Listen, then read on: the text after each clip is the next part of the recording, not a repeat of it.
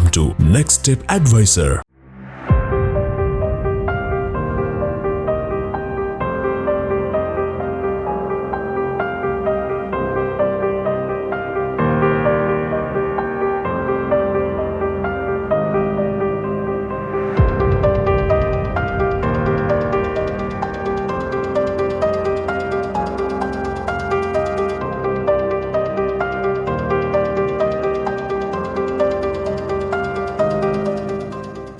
Social media වල ඒ වගේම අපි නෙක්ස්ට් ස්ටෙප් ඇඩ්වයිසර් තුලිනුත් ගොඩක් වෙලාවට අපි කතා කරන්නේ රට ගිහිල්ලා එහෙම නැත්නම් නවසීලන්තයට හරි ඕස්ට්‍රේලියා වලට හරි UK හරි ගිහිල්ලා ඕගොල්ලන්ගේ ජීවිත සාර්ථක කරගත්ත කතන්දර තමයි අපි ගොඩක් වෙලාවට පෙන්වන්නේ. අපි ඒ වගේම සෝෂල් මීඩියා වල දකින්නෙත් ඒ වගේ කතන්දර තමයි. ඒ වුණාට ඔයගොල්ලෝ දන්නවද නිව්සීලන්ත වලට හරි වෙනත් රටකට හරි අධ්‍යාපනය සඳහා හරි ජොබ් එකක් හරි කරන්න යන අයගේ කතන්දරය හැමතිස්සෙම එකම වගේ සාර්ථක වෙන්නේ නැහැ. ඉතින් අද අපි කතා කරන්නේ ඉතාමත්ම සුවිශේෂී මාතෘකාවක් ගැන. ඒ තමයි නවසීලන්තයේ අධ්‍යාපන සිහිනය සැබෑ කරගන්න නවසීලන්තයට ගිහිල්ලා මාසයක් වගේ හරිම කෙටි කාලයක් තුලදී ඒ සිහිනය බොඳ වෙලා ඒ සිහිනය සැබෑ කරගන්න බැරුව ලංකාවට ආපු අපේ ආදරණීය ශිෂ්‍යයෙක්ගේ කතන්දරයක් ගැන. මොකද මේක පෙන්වන්න අපි අදහස් කරේ ඔයගොල්ලන්ට මේකෙන් ගොඩක් වැදගත් තොරතුරු ගොඩක් දේවල් ඔයාලගේ ජීවිතේට එකතු කරගන්න පුළුවන් කියලා අපි කල්පනා කරා. ඉතින් මේකට අපිට අවස්ථාව ලබා දුන්නේ Southern Fern Education Institute එක. ඉතින් Next Step Advisor තුලින් අපිට අවස්ථාව ලැබුණා මේ Southern Fern Education Institute එක මාර්ගයෙන් නිව්සීලන්ත වලට ගියපු මේ ස්ටුඩන්ට් එක්ක අපිට කතා කරලා ඒ තොරතුරු ලබා ගන්න. ඉතින් මේ ස්ටුඩන්ට් නිව්සීලන්ත වලට ගිහිල්ලා මම කලින් කිව්වා වගේ ඊටාම කෙටි කාලයක් තුලදී ස්ටුඩන්ට් වීසා අප්‍රූව් වෙලා ගියා වුණා. ඉක්මනටම ලංකාවට එන්න වුණා. ඉතින් අපි බලමු මේ කතන්දරේ මොකක්ද කියලා. ඔයා නිව්සීලන්ත ගියේ බලාපොරොත්තු ගොඩක් එක්කනේ. ඉතින් මොකක්ද ඔයාගේ තිබිච්ච සැලැස්ම? මගේ බලාපොරොත්තුව තිබුණේ නිව්සීලන්ත ගිහිල්ලා හොඳ අධ්‍යාපනය ඉවර කරලා හොඳ ජොබ් එකක් කරලා මගේ ජීවිතේ ගොඩනගාගෙන ඉදිරියේදී PR එක ගන්නත් මම බලාපොරොත්තු වෙමින් හිටියේ ඇත්තටම. නිව්සීලන්ත වලට ඔයා මුලින්ම ගියාට පස්සේ ඇත්තටම මොන වගේ රස්සාවක්ද හම්බුනේ? මම ශ්‍රී ලංකාවේ කරේ නම් ඔෆිස් ජොබ් එකක්. ඒ වුණාට නිව්සීලන්ත ගිහිල්ලා ලොජිස්ටික් කම්පැනි එක වෙයාහවුස් එකේ පාර්සල් එහෙට මෙහෙට ගෙනියන්න ඒ වගේ ජොබ් එකක් තමයි මට හම්බුනේ. ඒක ටිකක් ශාරීරිකව අමාරුයි. මොකද මගේ අතේ ලොකු සල්ලි ප්‍රමාණයක් තිබෙත් නැති නිසා මම part time job එකක් විදිහට ඒක කරා. නමුත් ඔයාගේ මේ කලින් ඉඳන් කොඳුයට පෙළියේ පොඩි ප්‍රශ්නයක් තිබුණා නේද? ඔව් මේක කලින් මගේ කොඳුයට පෙළියේ පොඩි අමාරුවක් තිබ්බා. කාලයකට කලින් පොඩි සර්ජරි එකක් කරලා තිබ්බේ. ඒ වුණාට ඉතින් මම සාමාන්‍ය පරිදි වැඩ කටයුතු කරන් ගියා. ඒක ලොකු ප්‍රශ්නයක් වුණේ නැහැ. ඒත් දැන් මෙතන එක දිගට වැඩ කටයුතු කරද්දී පොඩි අපහසුතාවයන් එන්න ගත්තා.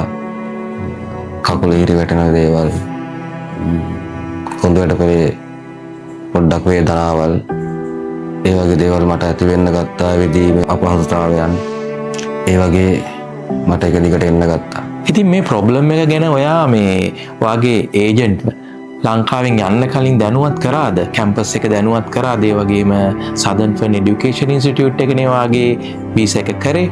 ඒගොල්ලන්ව දැනුවත් කළාද? ඇත්තටම කියන්න බැරි වුණා. මොකද මේක හොඳ වෙලා තිබුණ නිසා මේක මම එච්චර දෙයක් කියලාම හිතුවේ නැහැ. ඒ නිසා මට දැනුවත් කරන්න බැරි වුණා ඇත්තටම. ඒ වෙලාවේ වාගේ ඒජන්ට්ගෙන් ඒ කියන්නේ Southern Fern Education Institute එකෙන් මොකක්ද ලැබිච්ච සහයෝගය? අපි දන්නවා ඒගොල්ලන්ගේ හෙඩ් ඔෆිස් තියෙන්නේ නිව්සීලන්ත වල. ඉතින් ඒගොල්ලෝ ගියාට පස්සේ දීර්ඝ කාලයක් ඔයාලා රෙසිඩෙන්සි ගන්නකම්ම සහයෝගය දෙනවා. ඒ වගේම ඔයාලව බලා ගන්නවා. ඉතින් ඒගොල්ලන්ගෙන් මොකක්ද ඒ වෙලාවේ ලැබිච්ච සහයෝගය? මම මගේ තත්ත්වය Southern Fern කණ්ඩායමට දැනුවත් කරාට පස්සේ ඇත්තටම ඒගොල්ලෝ මං ගැන බැලුවා. මාව ඩොක්ටර්ස්ලාට යොමු කළා. මගේ හැමදේම ඔයලා බැලුවා. සමහර අවස්ථාවල මාව ඩොක්ටර්ස්ලා හම්බෙන්න එක්කගෙනත් ගියා. මට කෑම බීම පවා ඒගොල්ලෝ ගෙනත් දුන්නා. ඇත්තම කියනවා නම් මගේ මානසිකත්වය බිඳුවටම වැටලා තිබ්බ වෙලාවක් ඒක. කන්න බොන්න ටොයිලට් යන්නවත් මම ගොඩක් අපහසුවෙන් හිටියේ. ඒ හැම අවස්ථාවකම සදර්න් පැන්ස් නිව්සීලන්ත කණ්ඩායම මගේ උදව්වට හිටියා. ඩොක්ටර්ස්ලාගේ නිර්දේශ අනුව ඉදිරි පියවර ගන්න ඒගොල්ලෝ මට ලොකු සහයෝගයක් දුන්නා. ඉතින් මම රටක තනියම ඉන්න හින්දා ඒ සහයෝගය මට ගොඩාක් වැදගත් වුණා. දැන් ඔයා ඔය ප්‍රතිකාර ගත්තට පස්සේ අධ්‍යාපන කටයුතු දිගටම කරගෙන යන්න බැරි වුණාද? අවාසනාවකට මගේ අසනීප තත්ත්වය මම හිතන තරම් ඉක්මනින් හොඳ වුණේ නැහැ. මට ඇවිදින්න බැරි වුණා. මගේ එදිනෙදා කටයුතු මට කරගන්න හරි අමාරු වුණා. ඒ විතරක් නෙවෙයි මම සෑහෙන මානසික වැටුණා. ඒ නිසා මගේ සෞඛ්‍යයට මුල් තැන දීලා හොඳම තීරණය විදිහට ලංකාවට එන එක තමයි සුදුසුම කියලා මම තීරණය කළා.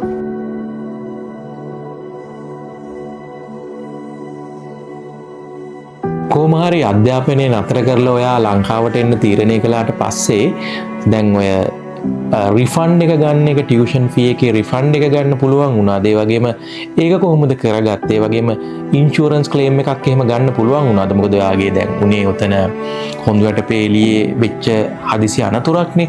එතකොට ඉන්ෂුරන්ස් ක්ලේම් එහෙම ගන්නවාට පුළුවන් වුණාද? ඒ සම්බන්ධයෙන් සදර්න් පැන්ස් කණ්ඩායම මට ලොකු සහයෝගයක් ලබා දුන්නා. කැම්පස් එකත් එක්ක එකතු වෙලා මගේ රිෆන්ඩ් එක ගන්න අවශ්‍ය ලිපි ලේඛන හදලා දුන්නා. ඒ වගේම ඉන්ෂුරන්ස් ක්ලේම් එකට අවශ්‍ය මෙඩිකල් ඩොකියුමන්ට් එක හදාගන්න, තව අවශ්‍ය වෙනස් තොරතුරු සකස් කරගන්න ඒගොල්ලෝ හොඳ මඟ පෙන්වීමක් කළා. ඉතින් විශේෂයෙන් කියන්න ඕනේ මේ සහයෝගය නිසාම කැම්පස් එකෙන් සැලකිය යුතු රිෆන්ඩ් එකක් සහ ඉන්ෂුරන්ස් ක්ලේම් එකක් මට ගන්න පුළුවන් වුණා. ඒ සල්ලි වලින් කොටසක් හරි ඒ වෙලාවේ මට ලැබුණ එක ඇත්තටම මගේ පවුලට ලොකු සහනයක්. ඒ වුණාට මම නිව්සීලන්ත ගියපු ප්‍රධාන අරමුණ මට ඉෂ්ට කරගන්න බැරි වුණා. මේක හරිම පුදුම අත්දැකීමක් නේද? ඉතින් මේ අත්දැකීමෙන් ඇත්තටම ඔයා මොකද්ද මේ ලබාගත් පාඩම? රට යන්න කලින් වීසා එක, සල්ලි, කෝස් එක විතරක්ම නෙවෙයි අපි හිතන්න ඕන අපේ ශරීර සෞඛ්‍ය ගැන. අනිවාර්යෙන් ලංකාවේ ඔෆිස් එකක වාඩි වෙලා වැඩ කරන කෙනෙකුට නිව්සීලන්ත ගියාට පස්සේ warehouses, cleaning වගේ මහන්සියෙන් කරන ජොබ් කරන්න සිද්ධ වෙන්න පුළුවන්. ඒ වෙනසට තමන්ගේ ශරීරයේ සූදානම් නැත්තම් විශාල අපහසුතාවයක් ඇති වෙන්න පුළුවන්. විශේෂයෙන් කොඳු ඇටපලේ, දණහිස් වල එහෙම නැත්නම් වෙනත් ශාරීරික ගැටලුවක් තියෙනවා නම් වෛද්‍යවරයෙක්ගෙන් වෛද්‍ය උපදෙස් ලබාගෙන තමන්ට කළ හැකි දේ නොහැකි දේ ගැන අවබෝධයක් ලබා ගන්න එක තමයි ඉතාම වැදගත් වෙන්නේ. ඉතින් අපි මේ කතාව ඔයගොල්ලන්ට ඉදිරිපත් කරේ ඔයගොල්ලන්ව බය කරන්නවත්. එහෙම නැත්නම් නිව්සීලන්ත ගිහිල්ලා මේ ආපු ශිෂ්‍යයාව අපහසුතාවයට පත් කරන්නවත්. ඒ වගේම එයාව ක්‍රිටිසයිස් කරන්නවත් නම් නෙවෙයි. මේක ඇත්තටම අපි ඉදිරිපත් කරේ ඕගොල්ලන්ට මේ කතාවෙන් ගොඩක් දේවල් ඇත්තටම ඉගෙන ගන්න පුළුවන්. ඉතින් මේකෙන් ඔයාට ඉගෙන ගන්න පුළුවන් වැදගත්ම දේ, දැනුවත් වෙන්න පුළුවන් වැදගත්ම දේ තමයි ගොඩක් වෙලාවට ඔයගොල්ලෝ ලංකාවේ රැකියාවක් කරනවා නම් සමහර වෙලාවට රැකියාව කරන්නේ ඔෆිස් ජොබ් කරන්නේ. එතකොට ඔයගොල්ලෝ ගොඩක් වෙලාවට වාඩි වෙලා එක තැනක ඉඳගෙන කරන රැකියාවල් තමයි කරන්නේ. ගොඩක් වෙලාවට ඔයා මානසිකව තමයි ගොඩක්ම රැකියාවල කාර්යයන් කරන්නේ, කාර්යයන් වල යෙදෙන්නේ. ඉතින් මෙහෙම වැඩ කර කර හිටපු කෙනෙක් විදේශ රටකට අධ්‍යාපනය සඳහා ගිහිල්ලා පාර්ට් ටයිම් ජොබ් එකක් කරන්න වුණාම වෙන ප්‍රශ්නේ තමයි ඒගොල්ලන්ට ගොඩක් වෙලාවට මුලින්ම එකපාරට ඔෆිස් එක කරන්න පුළුවන් වයිට් කොලර් ජොබ් එකක් හම්බෙන්න තියෙන chance එක හරිම අඩුයි. ඉතින් ඒගොල්ලන්ට වෙනවා ඉක්මනටම මොකක් හරි ආදායමක් ලැබෙන රැකියාවක් හොයාගන්න. ඉතින් ගොඩක් වෙලාවට වෙන්නේ ඉතින් ওই පාර්ට් ටයිම් ඔඩ් ජොබ්ස් වගේ දේවල් ඕගොල්ලන්ට කරන්න වෙනවා. ඉතින් ඒ ජොබ්ස් වල ගොඩක් වෙලාවට සිද්ධ වෙනවා ඕගොල්ලන්ට හිටගෙන ඉන්න සමහර වෙලාවට දවසම. එහෙම නැත්නම් පොඩි පර වැඩ කරන්න. එහෙම නැත්නම් නිතර ඇවිදින්න, සමහර පඩි පෙළවල් නගින්න. ඒ වගේ දේවල් දවස පුරාම එක දිගට දවස් 5ම සමහර විට කරන්න වෙනවා. ඉතින් ඒ වගේ ජොබ් එකක් එහෙම නැත්නම් උදාහරණයකට අතොත් දිගටම හිටගෙන ඉන්න වගේ සරල රැකියාවක් වුණත් ඔයා කරලා නොහිටියා නම් ලංකාවේ ඔයාගේ බොඩි ෆිට්නස් එක ශාරීරික යෝග්‍යතාවය සාමාන්‍යයෙන් ඒ වගේ දෙයක් කරන්න සැකසিলা නැති වෙන්න පුළුවන්. එහෙම වුණාම වෙන්නේ ඒ රටවල් වල ගිහිල්ලා ඒ වගේ රැකියාවක් එකපාරට කරන්න වුණොත් ඒක ඕගොල්ලන්ට ශාරීරිකව ඉතාමත්ම අපහසු දෙයක් වෙන්න පුළුවන්. ඒක මානසිකවත් අවසානයේ ඕගොල්ලන්ට බලපාන්න පුළුවන්. ඒ නිසා ඔයගොල්ලන්ගේ ශාරීරික යෝග්‍යතාවය ගැන සැලකිලිමත් වෙන එක නම් ඇත්තටම ඉතාමත්ම වැදගත්. ඒ හින්දා නිව්සීලන්ඩ් වල හරි වෙනත් රටකට ඕස්ට්‍රේලියාවට හරි අධ්‍යාපනය සඳහා ගිහිල්ලා අධ්‍යාපනය කරන ගමන් ඔඩ් ජොබ්ස් හරි මොනවා හරි මූලිකව රැකියාවක් කරන්න බලාපොරොත්තු වෙන යනවා නම් ඔයගොල්ලෝ ශාරීරික යෝග්‍යතාවය හරියටම හදාගෙන යන්න ඕන. පොඩක් බොඩි ෆිට්නස් එක හදාගෙන යන්න ඕන. එහෙම නැත්තම් වෙන්නේ මේ අපේ ආදරණීය ශිෂ්‍යයාට වුණා වගේ කරදරයකට මුහුණ පාන්න වෙන්නත් පුළුවන්. එහෙම වෙච්ච අය මේක උදාහරණයක් විතරයි. එහෙම අය ඕන තරම් ඉන්නවා. ඉතින් ඒ ගැන ඔයගොල්ලෝ ගොඩක් සැලකිලිමත් වෙන්න ඕන. අපි ගොඩක් වෙලාවට විදේශ රටකට යන්න බලාපොරොත්තු වෙනකොට අපේ ආර්ථිකයේ ෆයිනෑන්ෂල් පැත්ත ප්ලෑන් කරනවා. ඒ වගේම এডুকেෂන් පැත්තත් ප්ලෑන් කරනවා. අපේ දරුවන්ගේ අධ්‍යාපන කටයුතුත් එයාලගේ ෆියුචර් එකත් ප්ලෑන් කරනවා. ඒ වගේම ලංකාවේ ඔයාලගේ දේපල අම්මා තාත්තා ඉන්නවා නම් ඒගොල්ලන්ගේ වැඩ කටයුතු කොහොමද දැන් ඔයා ගියාට පස්සේ කරගෙන යන්නේ කියන එකත් අපි ප්ලෑන් කරනවා. ඒ වුණාට අපි ගොඩක් වෙලාවට අමතක කරන දේ තමයි අපේ සෞඛ්‍යය, අපේ ශරීර සෞඛ්‍ය ගැන, අපේ ශරීර යෝග්‍යතාවය අපි ප්ලෑන් කරන්නේ නැහැ. කොහොමද ඉදිරියට පවත්වා ගන්නේ, ඒ රටේ එන්වයරන්මන්ට් එකට කොහොමද ඇඩැප්ට් කරගන්නේ කියන එක අපි ගොඩක් වෙලාවට කල්පනා කරන්නේ නැති දෙයක්. ඒ නිසා තමයි මේ වීඩියෝ එක අපි ඕගොල්ලන්ට ඉදිරිපත් කරන්න කල්පනා කරේ. මේ කතන්දරේ ඇත්තටම සත්‍ය කතාවක්. Southern Fern Education Institute එකෙන් ගිය ආදරණීය ශිෂ්‍යයෙක්ගේ අසාර්ථක වුණු සිහිනයක ඇත්තටම ඇත්ත කතන්දරයක්. ඉතින් මේකෙන් ඕගොල්ලන්ට දැනුවත් වෙන්න කාරණා බොහොම ගොඩක් තියෙනවා. ඉතින් මං හිතනවා ඕගොල්ලෝ මේ කතාවෙන් යම්කිසි දෙයක්, යම්කිසි පාඩමක්, අත්දැකීමක්, දැනුමක් ලබා ගත්තා කියලා.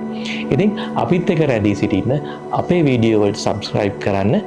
Next Step Advisor තුලින් තවත් මේ වගේ ඉතාමත්ම වැදගත් දේවල් ඔයගොල්ලන්ට දැනගන්න පුළුවන්.